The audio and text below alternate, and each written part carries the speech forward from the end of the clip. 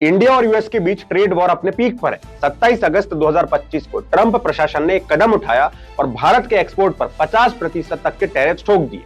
ये tariffs specifically उन्हीं sectors पर लगाए गए जहां इंडिया ट्रेडिशनली स्ट्रांग रहा है, जैसे textile, James and jewellery, auto parts, pharmaceuticals, electronics और सी फूड। इसका सीधा मतलब यह था कि अमेरिका ने इंडिया के एक्सपोर्ट ड्रिवन इकोनॉमी को हिट करने की कोशिश की ताकि इंडिया रशियन ऑयल लेना बंद कर दे।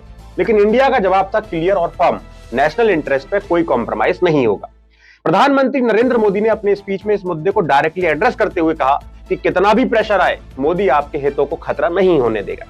यानी इंडिया के किसान और कॉमन सिटीजन्स के लिए रशियन ऑयल लेना स्ट्रेटेजिक कंपल्सन है, क्योंकि इसी से डीजल और फर्टिलाइजर सस्ते मिलते हैं। डीजल और फर्टिलाइजर के दाम डायरेक्टली फार्मिंग कॉस्ट को अफेक्ट करते हैं, और अगर यही महंगे हो जाएं तो इसका असर पड़ेगा एमएसपीज पे, सब्सिडीज पे और पूरे एग्रेरियन इकोनॉमी पर। मोदी गवर्नमेंट ने एक बोल्ड स्टैंड लिया है कि चाहे अमेरिका टैरिफ्स बढ़ाए, इंडिया अपने फार्मर्स की सैक्रिफाइस नहीं करेगा। इस केस को और क्लियर समझने के लिए हमें यूरोप का एग्जांपल देखना होगा। जब अमेरिका ने यूरोपियन यूनियन पर भी सिमिलर टैरिफ्स इंपोज किए थे तो इनिशियल यूरोप ने रिटेलिएटरी टैरिफ्स अनाउंस किए, लेकिन कुछ ही दिनों में उन्होंने उनको सेल्फ कर दिया और प्रैक्टिकली यूएस के सामने यूरोप को झुकना पड़ा। यूरोपियन मीडिया ने खुद इसे कैपिटुलेशन कहा, इंडिया ने इसका उल्टा स्टैंड लिया, नो कॉम्प्रोमाइज नो सरेंडर। यही डिफरेंस है एक डिपेंडेंट इकोनॉमी और एक सेल्फ रिलायंट सॉवरेन नेशन के बीच। लेकिन सवाल यह उठता है कि इसका इफेक्ट आम हिंदुस्तानी पर क्या पड़ेगा। तो गवर्नमेंट ने हर एक क्लास के इंटरेस्ट की प्रोटेक्ट करने के लिए मल्टी लेयर्ड स्ट्रेटेजी बनाई है। जैसे किसानों के लिए रशियन ऑयल से डीजल और फर्टिलाइजर के प्राइस कंट्रोल में है। अगर फर्टिलाइजर और डीजल के दाम स्टेबल रहते हैं तो फार्मिंग कॉस्ट मैनेजेबल होती है और फार्मर सुसाइड जैसे इश्यूज कम हो जाते हैं। अब विदर्भ जैसी जगह जहां पहले हर साल डेब्ट और सुसाइड की न्यूज आते थे, वहां इथेनॉल और रशियन ऑयल पॉलिसी की वजह से नई स्टेबिलिटी देखने को मिल रही है। स्मॉल बिजनेस और ट्रेडर्स के लिए क्या फायदा हो सकता है?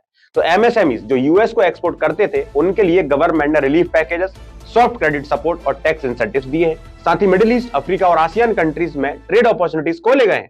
मतलब अगर यूएस मार्केट टेम्पररी बंद भी हो जाता है तो इंडियन बिजनेस के लिए अल्टरनेटिव डोर्स खुले रहेंगे। वर्कर्स और जॉब सीकर्स के लिए क्या फायदा हो सकता है? तो मेक इन इंडिया इनिशिएटिव्स और नए मैन्युफैक्चरिंग हब्स, स्पेशली इलेक्ट्रॉनिक्स और डिफेंस प्रोडक्शंस, नए जॉब्स क्रिएट कर रहे हैं।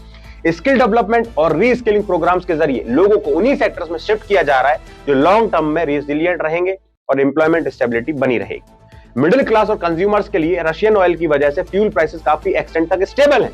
फ्यूल के स्टेबल रहने का सीधा इंपैक्ट होता है ट्रांसपोर्ट, खाने पीने की चीजें और डेली लिविंग की कॉस्ट पर। अब इन्फ्लेशन कंट्रोल में भी रहता है, जिससे आम आदमी के बजट पर ज्यादा बोझ नहीं पड़ता। एक्सपोर्टर और इंडस्ट्रीज के लिए क्या फायदा हो सकता है? तो शॉर्ट टर्म में यूएस मार्केट की वजह से हिट होते हैं, लेकिन गवर्नमेंट लॉबिंग, एक्सपोर्ट डाइवर्सिफिकेशन और पीएलआई स्कीम्स के थ्रू इंडस्ट्रियलिस्ट को नई मार्केट और इंसेंटिव्स दिए जा रहे हैं। सबसे बड़ी बात तो यह है कि इंडिया इस क्राइसिस को एक अपॉर्चुनिटी पे बदलने की कोशिश कर रहा है। दुनिया के कई देश यूएस के सामने झुक गए, लेकिन इंडिया ने एक सॉवरेन नेशन की तरह स्टैंड लिया।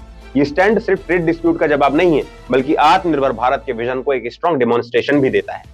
ग्लोबल स्टेज पर इंडिया का मैसेज क्लियर है, हम प्रेशर में नहीं झुकते, हम अपना नेशनल इंटरेस्ट प्रोटेक्ट करते हैं। यही स्ट्रेंथ है जो इंडिया को मजबूत और इंडिपेंडेंट नेशन बनाती है।